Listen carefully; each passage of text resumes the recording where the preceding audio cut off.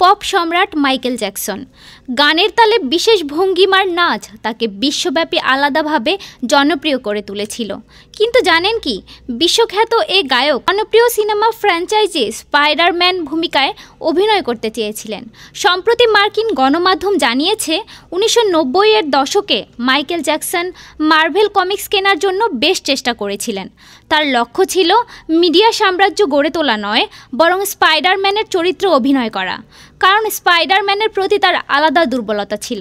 সেই সময়ে মার্ভেল ভেঙে পড়ার দ্বারপ্রান্তে ছিল এবং 1996 সালে প্রতিষ্ঠানটি দেউলিয়া হয়ে যায়। মার্ভেলকে বাঁচানোর জন্য কোম্পানির ভবিষ্যৎ অনিশ্চিত সময়ে পরিচালক জেমস ক্যামেরন একটি স্পাইডারম্যান সিনেমার জন্য একটি ট্রিটমেন্ট লিখেছিলেন, কিন্তু মাইকেল জ্যাকসন প্রকল্পটির নিয়ন্ত্রণ নিজেই নেওয়ার আশায় সত্ত্ব কেনার চেষ্টা করেছিলেন।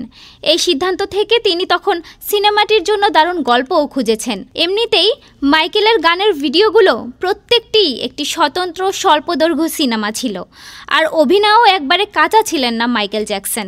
তিনি ফ্রান্সিস ফোর্ড কপোলা পরিচালিত দ্য উইজেও অভিনয় করেছিলেন।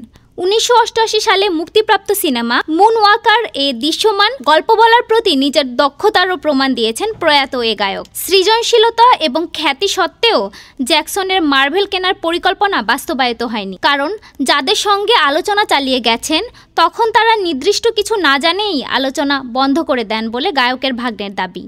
2002 সালে যখন স্পাইডারম্যান মুক্তি পায় তখন জ্যাকসনের বয়স 40-এর কোঠায়। কলেজ ছাত্রের চরিত্রে অভিনয়ের জন্য মাইকেলের বয়সও তখন অনেকটা বাধা ছিল বলে মনে করা হয়। ডেস্ক রিপোর্ট, আজ বার্তা, ঢাকা।